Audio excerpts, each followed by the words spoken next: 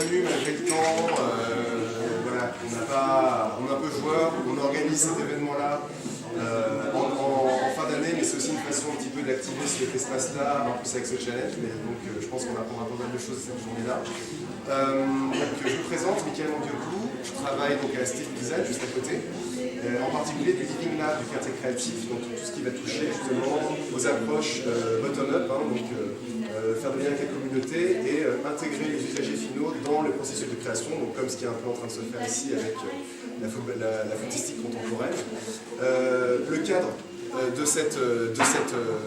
la deuxième journée donc, de Tous Champions, c'est la pratique. On s'est rendu compte par différents workshops et l'initiative People Olympics que c'est par le biais de l'activité physique et du sport qu'on pouvait mettre de la vie sur ce quartier-là.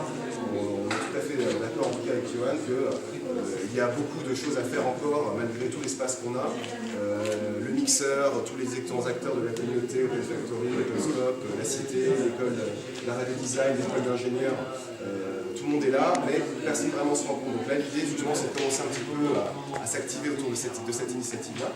Donc la première édition qui a eu lieu le 20 mai dernier donc, était un franc succès. On était parti sur une journée plutôt sur l'activité physique en propre et pas trop de prototypage. Là, la deuxième édition, vraiment, c'est l'occasion de vraiment avancer encore plus au prototypage et vraiment co-construire ensemble et faire en sorte que vous soyez aussi acteurs de ces installations. Donc en termes d'activité, on a un mur d'escalade, un bloc d'escalade qui va être monté donc, dans la salle tout au fond. Un atelier aussi de modules de skateboard tenu par Gaspard, mais chaque personne va aussi pitcher son activité.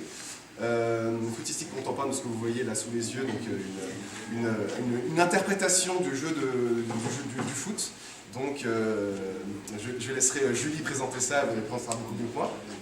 Et Brice, je ne le vois pas, Brice, qui aussi va proposer une activité autour justement de la personnalisation de planches de skateboard, donc en parfaite compatibilité avec ce qui va se passer avec les modules de skateboard, qui a aussi apporté tout le matériel. Vous pouvez participer avec lui, il est vraiment dans une logique d'animation de workshop, voilà, de ce côté-là.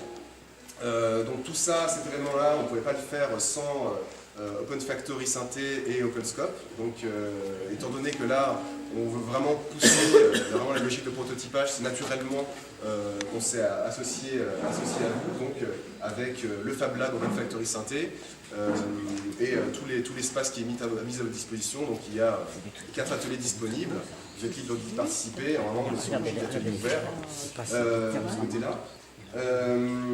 Qu'est-ce que j'ai manqué sinon par rapport au matériel qui est mis à disposition en termes du matériel, voilà, il est librement mis à disposition, il n'y a pas de frais d'entrée, donc voilà, respecter le matériel, bon ça c'est des choses, on est sur l'ordre du respect de ce côté-là, pas de problème. Et donc voilà, ah oui, dernière chose, donc là cet événement-là qui est en décembre, c'est pas le dernier événement, loin de là. L'idée étant aussi de continuer, on commence à créer ce mouvement-là.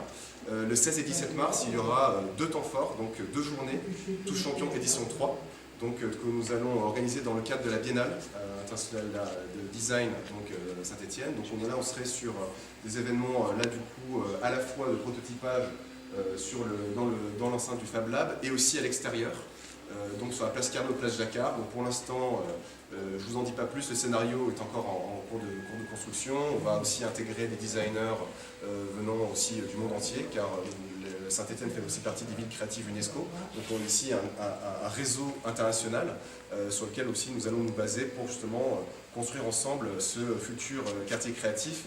Et par le biais de l'activité physique et du sport, ça marche bien. Donc par exemple, pour raconter un peu la première anecdote, on a monté sur un premier workshop il y a 1 an un panneau de basket avec 3 bouts de bois et puis un arceau de basket.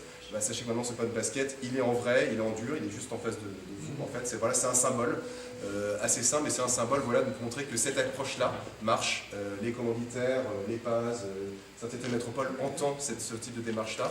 Et je pense que en continuant dans ce mouvement-là, on peut vraiment construire ensemble le futur de ce quartier et puis créer des liens. Voilà. Johan, j'oublie quelque chose ou... Non, en fait, bien rappeler, c'est exactement ce que tu dis, qu'à la base, nous, ça nous fait sourire de voir qu'il faut autant d'énergie pour faire un panier de basket devant un bâtiment. Mais c'est vrai que pour les Stéphanois, on sait tous que la cité du design, on l'a depuis 10 ans, mais on ne la comprenait pas trop. Or, il s'avère que depuis 1 an, 2 ans, il y a quand même une bonne dynamique. Et là, pour le coup, je redeviens plus sérieux. C'est vrai qu'il y a une bonne dynamique et que nous-mêmes, on s'est rendu compte, les makers, puisqu'ici, on est dans un espace plutôt de geeks, de makers, de gens qui aiment bien la bidouille. Et c'est vrai que souvent, on manque ce petit côté, ce qu'on appelle l'usage, ce côté fun, et les designers, ça nous l'apporte. Donc c'est pour ça que c'est important de rappeler que pour nous aujourd'hui, on met bien Open Factory à disposition. C'est son but, c'est pas un lieu ici, c'est un tiers-lieu. C'est-à-dire que des tas de gens se rencontrent. Et donc nous, ce qu'on est content de faire avec ce projet-là, c'est que dans la communauté, il y avait des gens qui avaient des savoir-faire. Donc ça, déjà, ils ont pu travailler sur ce projet. Deuxième chose, dans la communauté, il y a des skateurs et il y a des gars qui font d'escalade. Donc ce qui est génial, c'est que dès lundi, ce qu'on va faire aujourd'hui va bien nous servir. C'est pas un espèce de projet parachuté où en fait je ferai juste ça pour s'amuser. Donc ça, c'est aussi important de le rappeler. Et puis nous, on est content parce qu'en fait, on a aussi, là, il y a le club La Gulle, groupe d'utilisateurs de logiciels qui est là.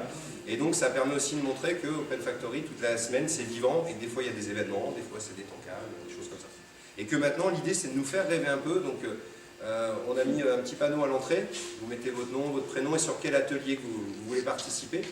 Donc maintenant, ça serait bien d'entendre un petit pitch de 3 minutes. Il y a un peu des référents atelier par atelier, donc faites-nous un peu rêver, pas juste le truc basique. Voilà. Pitchez-nous ça sympa, et puis si jamais vous voulez forquer, c'est peut-être le cas de cette chose que je ne comprends pas encore, on prend une pastille bleue, une pastille verte, et puis on marque juste le nom de l'atelier. Et puis il y a peut-être plein de gens qui vont vous suivre.